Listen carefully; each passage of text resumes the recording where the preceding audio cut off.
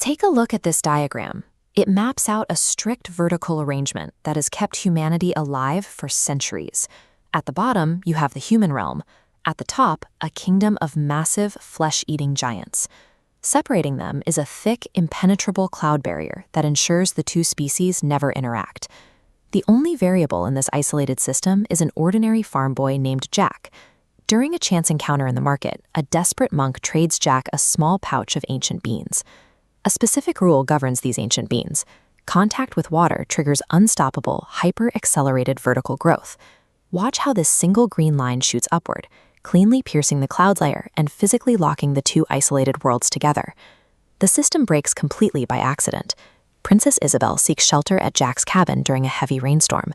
A single drop of water slips through the floorboards and hits one of the dropped beans. The resulting stalk violently sprouts, launching the entire wooden house thousands of meters into the dark, stormy sky. With the princess trapped above the clouds, the king has no choice. He immediately dispatches a rescue team, sending Jack, a seasoned soldier named Captain Elmont, and a royal advisor named Roderick, climbing up the massive stalk directly into hostile territory. Nobody planned an invasion. A tiny artifact was mishandled, and its accidental deployment stripped away centuries of isolation, exposing humanity directly to its apex predator. The moment the humans step off the beanstalk, the power dynamic is clear. They are immediately hunted by giants who consume humans raw. The human rescue team is entirely outmatched by the sheer physical size and brute force of their towering enemies. But physical force isn't the only way to wield power. Roderick, the royal advisor, reveals he never cared about the princess. He joined the climbing party to retrieve a specific object. He pulls out the story's second pivotal artifact, a glowing, magical crown. Its mechanics are absolute. Whoever wears it commands inescapable, mind-controlling authority over the entire giant race. Roderick places the crown on his head. Instantly, the massive giants drop to their knees. With total command over the horde, Roderick declares himself the new king and announces a full-scale ground invasion of Earth. While Roderick relies on magical dominance, Jack and Captain Elmont have to use asymmetrical survival tactics. To rescue the princess, Jack completely avoids direct combat.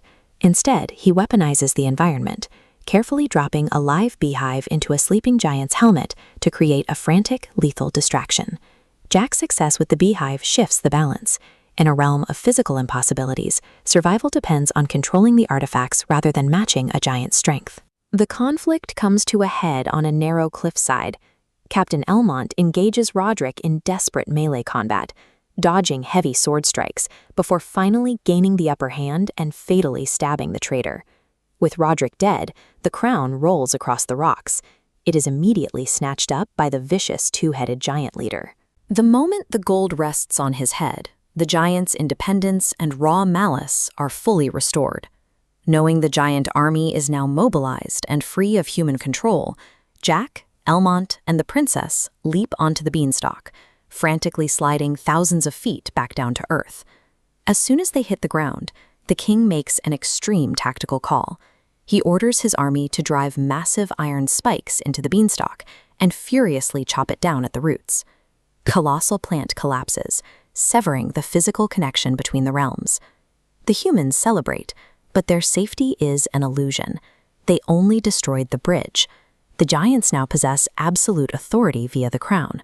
All they need to initiate an apocalypse is a new way down. Back up in the clouds, the two-headed giant scans the rocky terrain and spots exactly what he needs: Roderick's dropped pouch, containing the remaining magical beans. He understands the mechanics perfectly. He carries the pouch to a subterranean river, tears it open, and drops 4 seeds into the water. Instantly, 4 massive new stalks aggressively plunge downward toward the human realm. As you can see here, the invasion is swift. The giant army utilizes these newly formed stalks to rapidly slide down through the storm clouds, descending directly onto the vulnerable human kingdom. The humans retreat behind their castle walls and deploy conventional defensive tactics. They ignite a massive note of burning oil, fire heavy crossbow artillery, and unleash flaming arrows to slow the giant's raw pulling power at the gates. But the two-headed giant simply bypasses the flaming moat entirely. He slips into the submerged flooded sewer system, swimming beneath the heavy fortifications to infiltrate the castle interior undetected. Traditional medieval warfare relies on holding a perimeter. Those physical walls and armies become useless when the enemy is large enough to rip down steel doors and wade through the plumbing. The climax hits in the claustrophobic, dark castle halls. Jack and Princess Isabel are cornered by the towering two-headed giant. Jack furiously swings his small iron axe, but the conventional steel completely bounces off the monster's thick armor. Out of options, Jack reaches into his pocket and pulls out the final magical bean. As the terrifying giant opens its massive mouth to roar, Jack throws the seed directly down its throat. The biological reaction is immediate. The bean hits the giant's wet stomach fluids. A massive network of thick, hyper-accelerated vines violently erupts outward, completely tearing the towering monster apart from the inside. The hall collapses as the giant's hand, still wearing the magical crown, plummets to the stone floor, landing at Jack's feet. Jack picks up the crown, places it on his head, and steps out into the courtyard. The invading horde halts. Bound by the artifact's magic, every remaining giant drops their weapons and kneels in submission. In a war of towering monsters, the final advantage went to the one who understood the mechanics of access and used them to seize the authority.